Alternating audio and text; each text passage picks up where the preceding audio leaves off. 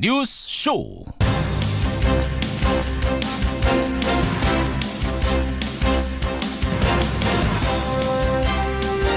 애청자 여러분 안녕하십니까? 오늘은 1년 중 눈이 가장 많이 온다는 대설입니다. 분명 한겨울입니다. 평창 동계올림픽도요 이제 2달 앞으로 다가왔죠. 그런데 어제 IOC가 러시아의 출전을 금지하면서 분위기가 상당히 경색됐습니다. 그나마 다행인 건 푸틴 러시아 대통령이 선수가 개인 자격으로 출전하는 걸 막진 않겠다 이렇게 밝혔군요. 안현수 선수는 개인 자격으로라도 나오겠다고 하는데 피겨 여왕 메드베데바는 안 나오겠답니다. 북미 아이스하키 팀은 일찌감치 불참 소식을 전해왔었죠. 평창올림픽 자칫 썰렁해질까 걱정스럽습니다. 더 이상 남일 보듯 할 상황이 아니죠. 온 국민의 성원과 지지가 절실해 보입니다. 그런가 하면 썰렁한 새벽 추위를 느낀 사람도 한 명 있습니다.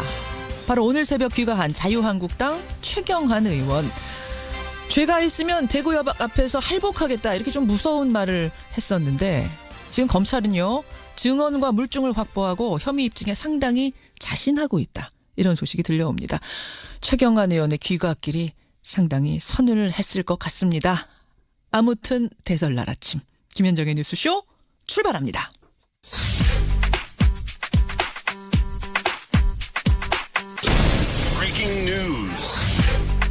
김현정의 뉴스쇼가 주목한 오늘의 포인트 김정훈 기자 나와 있습니다. 어서 오세요 김 기자. 네. 첫 번째 포인트 어디부터 봐야 되나요? 네, 중동 화약골을 건드린 트럼프입니다.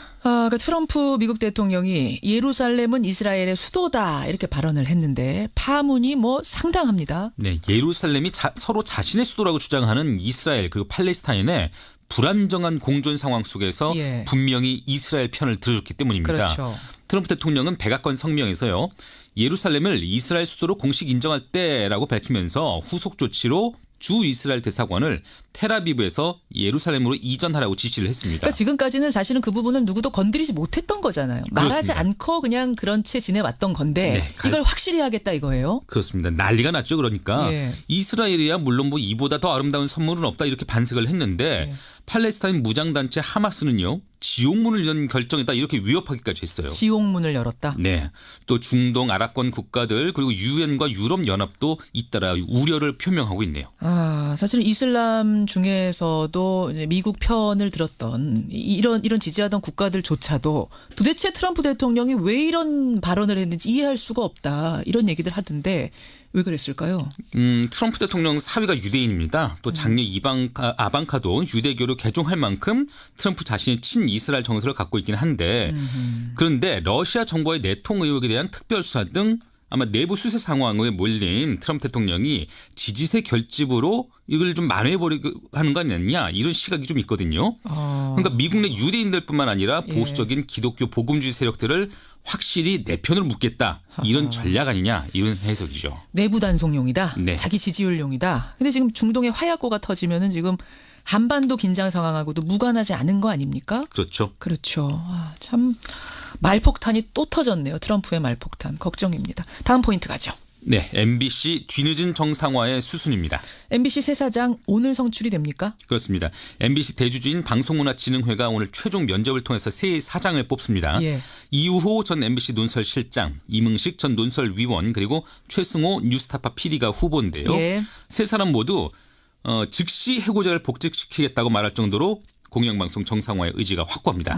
그렇게 되면은 이용마 기자 등 2012년 MBC 파업 당시 회사를 떠났던 해고자 6명이 있는데 이들 모두가 5년 만에 제자리로 돌아오게 되네요.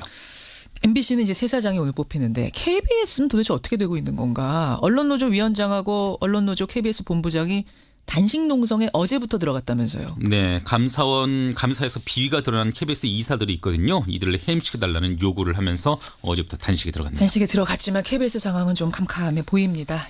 마지막 포인트는 뭔가요? 네, 오늘 더불어민주당, 자유한국당, 국민의당 3당 원내대표가 만나는데요. 12일 임기를 끝내는 한국당 정우택 원내대표 환송 차원이긴 한데 예산안 처리를 두고 빚은 충돌 사태 있지 않았습니까? 그렇죠. 그 쌓인 앙금을 풀 수 있을지 한번 지켜봐야 되겠고요. 또 민생 개혁 법안 또 개헌과 선거구제 관련 논의 전망이 어떻게 될지 그 가늠을 해볼 수도 있는 자리 아닐까 싶습니다. 여기까지 오늘의 포인트. 김정은 기자 수고하셨습니다. 네. 진통 끝에 어제 새벽 끝난 예산 전쟁. 2018년도 예산안에 대한 수정안은 가결되었음을 선포합니다. 자유한국당은 국민의당이 위장 야당으로 여당에 협력하고 있다고 맞받아쳤습니다. 위장 야당으로 여당 행세를 할 바에는 차라리 합당을 하고 당당히 나서는 것이. 예, 야당인 척하면서 뒷거래로 지역 예산을 챙기고 막판에 여당 편이 돼서 예산안을 통과시켰다. 국민의당은 위장 야당이다. 구태 중에 구태다. 자유한국당이 국민의당을 향해서 쏟아낸 비판들입니다. 국민의당이 더불어민주당과 합의해서 내년 예산안을 처리하자 그 후폭풍이 일파만파 불고 있는데요. 자유한국당은 이번 합의를 밀실 합의다. 밀실 야합이라고까지 규정을 하고 있습니다. 국민의당의 답변을 좀 들어봐야겠죠? 이번 예산안 협의 과정에서 실무 총괄을 맡았던 분입니다. 국민의당 이용호 정책위 의장 연결해보죠. 이용호 의원님 안녕하세요. 네, 안녕하세요. 정말로 민주당하고 밀실 야합을 하신 겁니까? 협상 과정을 거의 국민들도 보셨을 건데요. 저희는 그게 밀실 야합이라고 생각하지 않습니다. 협상에 있어서는 언제든지 협상의 상대가 필요한 것을 주고 할 수 있다고 생각하는 것이고요. 그런 협상의 테이블에서 조금 소외됐다고 해서 그 부분에 대해서 지나치게 비난하는 것은 뭐 적절치 않다고 보고 그렇지만 한국당의 입장을 이해할 수도 있습니다. 이제 협상에서 좀 얻어낸 게 적다. 소외된 그런 마음을 대내용으로 이렇게 세게 얘기하는 것이 아닌가 합니다. 소외돼서 좀 서운하고 좀 억울한 마음에 지금 그러시는 게 아닌가 이해는 된다. 네, 그렇습니다. 근데 자유한국당이 지금 밀실 야합이라고 주장하는 핵심적인 근거는 뭐냐면요. 민주당의 박홍근 원내수석 부대표하고 국민의당의 권은희 원내수석 부대표가 서로 카톡을 주고받았는데 그걸 들여다보니 국민의당이 원하는 그 선거구제하고 이번 예산안 처리를 마치 거래하듯이 했더라. 딜하듯이 했더라. 이런 내용이 고스란히 적혀 있었다. 이게 밀실 야합이 아니면 뭐겠느냐. 지금 이렇게 얘기하는 건데요.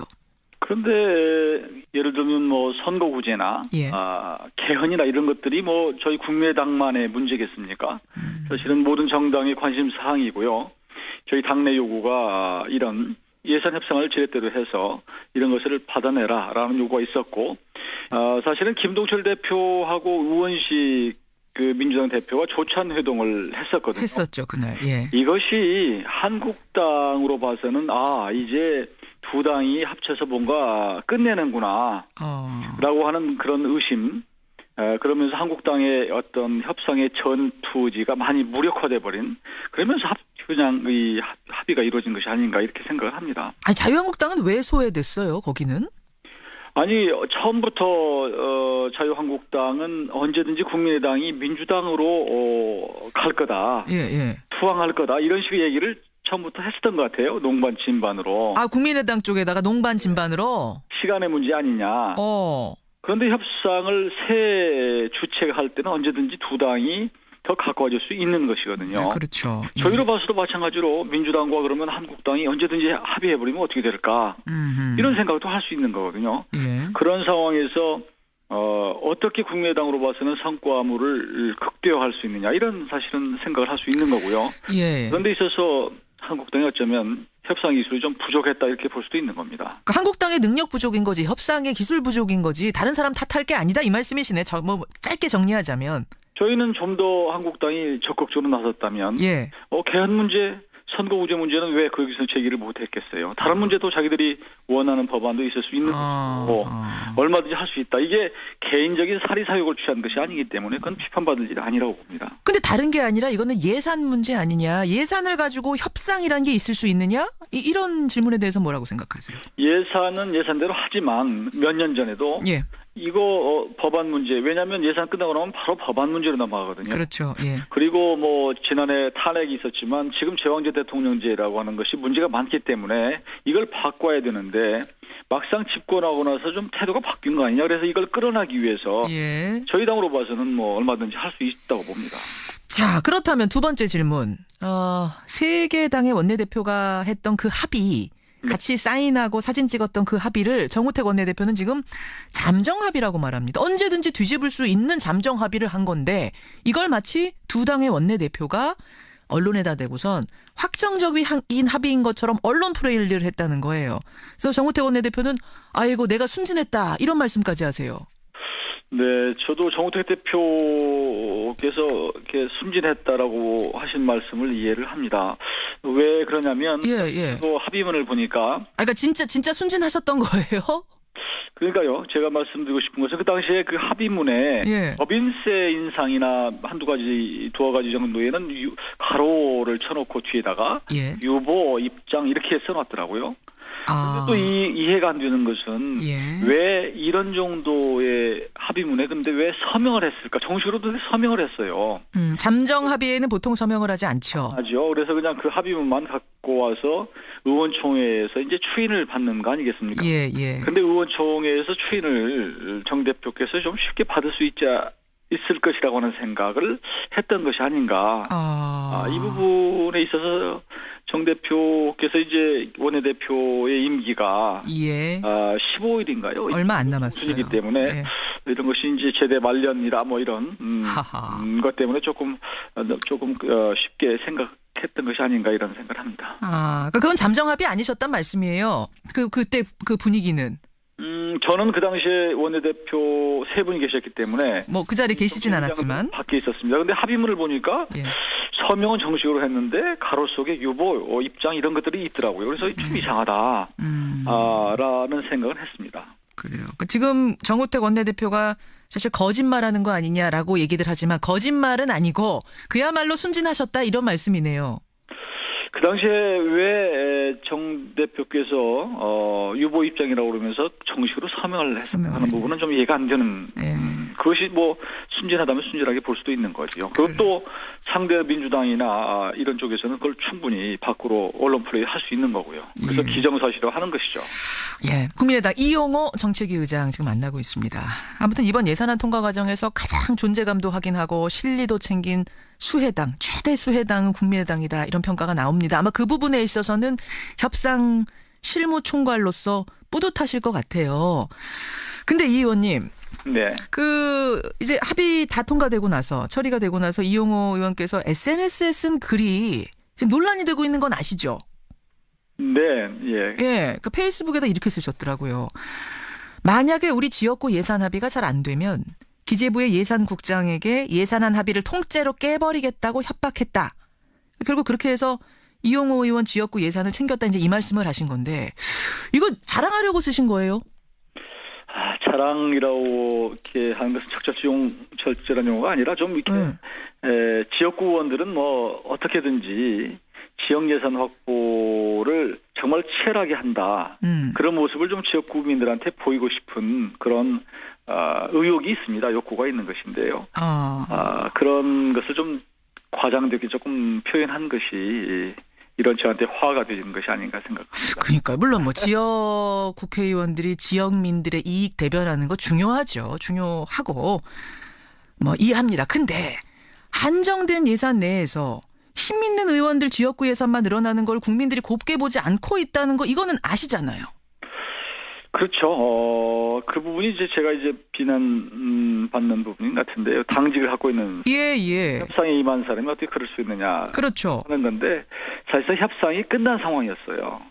그러니까 3당의 합의가 완전히 끝난 상태였고 마지막에 이제 조금 증액 하는 그런 과정이었는데 마지막에 조금 증액하는 과정에서 원래 쪽지 민원은 그때 들어가는 거잖아요, 원래가.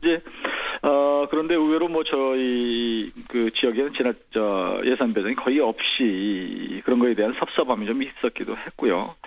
어차피 그런 것은 뭐 서로 주어진 한정된 마지막 예산 조금 남은 거 가지고 서로 이 분배하는 과정이 있기 때문에 저로서도 뭐 절박함이 있었던 것은 사실입니다. 그렇다고 해서 예산안 합의를 통째로 깨버리겠다고 내가 기재부를 협박했다. 이거는 마치 그냥 이 문장을 듣기에는 국회의원이 걸려가지고 죄송한 말씀입니다만 갑질하는 느낌 같은 걸 국민들은 받으셨다고 해요. 네, 제가 어떻게 그 예산 협상을 깨버릴 능력이 있겠습니까? 그 정도 능력이 있으면 제가 굳이 이런 표현 안 해도 알아서 정부가 줍니다. 그 왜 이런 표현 왜 쓰셨어요, 그럼? 좀 조금 전에 말씀드렸지만 좀 그 의혹이 지나쳤던 것이 아닌가 과장된 표현이었던 것 같습니다. 그래. 오늘 이제 방송 나오셨으니까 이 논란 이후에 직접 국민들께 한번 뭐 사과를 할까요? 아니면 양해의 말씀이랄까요? 한 말씀 하시겠어요? 정말로 제가 의도했던 것은 제가 뭐 어떤 그 당의 당직을 가지고 협상에 임했던 사람으로서 그러려고 했던 것도 아니고 그럴 상황도 아니었는데 그렇게 국민들에게 비춰질 수 있다라고 생각하고요. 그런 오해와 혹은 제가 잘못 비춰진 데 대해서는 정말 죄송하게 생각을 합니다. 사실은 이용호 의원뿐 아니라 지금 여야를 막론하고 지도부 의원들 또 힘 있는 다선 의원들 지역구만 예산이 두둑히 챙겨갔더라. 예산이 늘어났더라. 이게 드러나면서 워낙 여론의 비판이 따갑다는 거를 의원들이 좀 아셨으면 좋겠어요, 이번에. 네, 하여튼 뭐 제가 욕을 많이 먹고 다른 더 힘 있는 의원들이 좀 알았으면 좋겠고요. 그런 계기가 되리라고 생각하고요. 예. 사실 제가 그렇게 큰 소리를 쳤지만 제 지역구는 뭐 별다리 가져간 게 별로 없습니다. 그거 왜 큰 소리 치셨어요? 그러면 별로 가져가신 게 없는데 괜히 욕만 먹으셨어요. 그런 것 같습니다. 네. 아이고, 알겠습니다. 여기까지 오늘 말씀 듣죠. 고맙습니다. 네, 감사합니다. 예, 이용호 국민의당 정책위 의장이었습니다.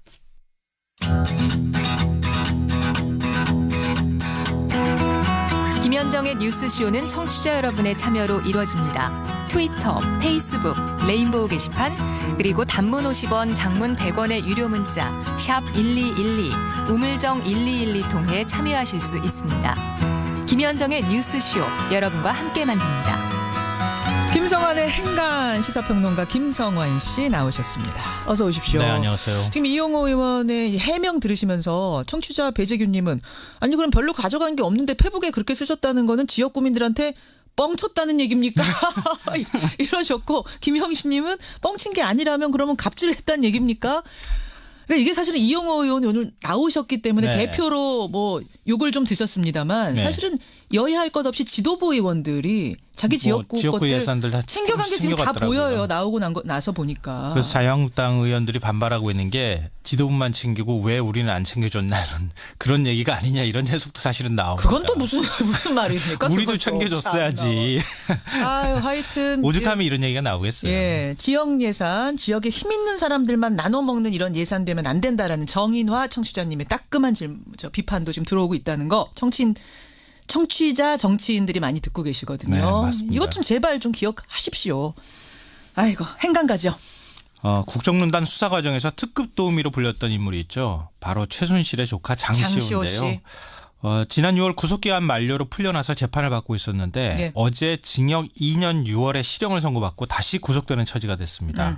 이 법정 구속된 특급 도우미 장시호, 이 뉴스의 행간을 좀 살펴볼까 합니다. 제2의 태블릿 PC, 삼성동 사저금고, 또 차명폰 이런 존재를 다 알린 사람이 장시호 씨 아닙니까? 네, 그렇죠. 특검 수사에 도움 많이 준 거 이거는 팩트예요. 네, 그렇죠. 검찰도 이 사실을 인정을 하고 있는 것이고요.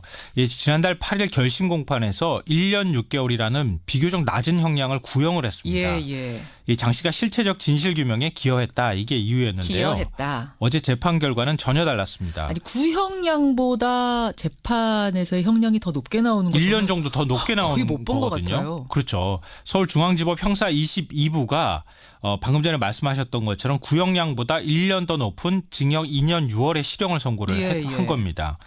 한국동계스포츠영재센터 후원금 명목으로 삼성전자로부터 16억 2천만 원을 받는 등 이 장 씨와 관련돼 있는 혐의 모두를 유죄로 인정을 했습니다.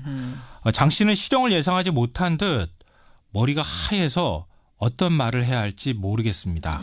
잠시 후에 아이를 데리러 가야 하는데 이러면서 굉장히 당황을 했다고 합니다. 예, 근데 법정 구속된 거죠. 네, 결국은. 그렇죠. 그래요. 특급 특검 도우미에서 또다시 구치소 수감자 신세가 된 장시호. 이 뉴스의 행간 이면엔 뭐가 숨어 있습니까? 첫 번째 행간은 특검 도우미지 법원의 도우미는 아니다입니다. 이 말에 다 담겨 있네요, 모든 게. 네. 그러니까 지금 특검 수사 과정에서 장시호 씨가 굉장히 엄청난 도움을 준 것은 분명하거든요. 예. 오죽하면 최순실 씨로부터 집안을 팔아먹었다는 얘기까지 들었겠습니까? 맞아요. 하지만 이건 어디까지나 수사 단계, 그러니까 기소 이전 단계의 일입니다. 재판부의 판단은 또 다른 것이라는 걸 이번에 보여준 건데요. 그렇죠. 그러니까 특검 수사에 협조했다는 것은 우리도 안다. 재판부도 인정을 했는데 하지만 범행에서 중요한 역할을 담당하고 가장 많은 이득을 본 것도 장 씨다. 이렇게 재판부가 밝혔습니다. 사실 우리나라는 아직 플리바기닝을 인정하지 않잖아요. 예, 맞아요. 예. 그러니까 일종의 이제 수사나 증언에 협조하는 대가로 검찰이 형을 낮추거나 가벼운 제목을 이제 적용하는 것을 의미하는데요. 예. 그렇지만 플리바게닝을 암암리에 적용해 온 것도 사실입니다. 검찰은 장 씨가 거기에 이제 해당이 됐다고도 그렇죠. 볼 수 있는데요.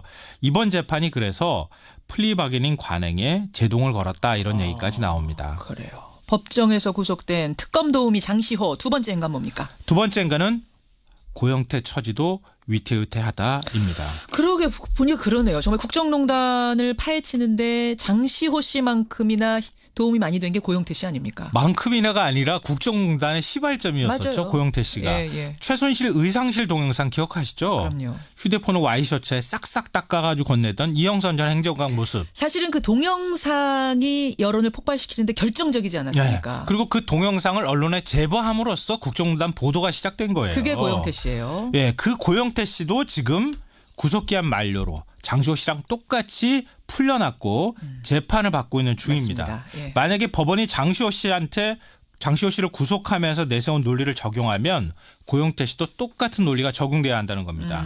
과거 최순실 씨의 협조자이자 범행을 공모한 인물이기 때문이죠. 그러네요. 그러니까 고영태 씨도 지금 위태위태한 상황이에요. 마지막 행간은 뭔가요? 마지막 세 번째 행간은 박근혜, 최순실의 형도 차근차근 쌓여간다입니다. 네, 그러니까 어제 재판 보면서 결국 박근혜 전 대통령 또 최순실 씨도 재판이 어떻게 될지 좀 예상이 된다 이런 네, 그림이 그려지고 많았어요. 있는 상황이에요. 그러니까 장 씨와 함께 어제 김종전 문체부 차관이 같이 재판을 받았거든요. 그런데 후원금 강요 혐의에 대해서 재판부가 무죄로 판단을 했습니다. 그러면서 어떤 판단을 내렸냐면은 박 전 대통령의 요청과 이재용 부회장의 지시에 따라 이루어졌다.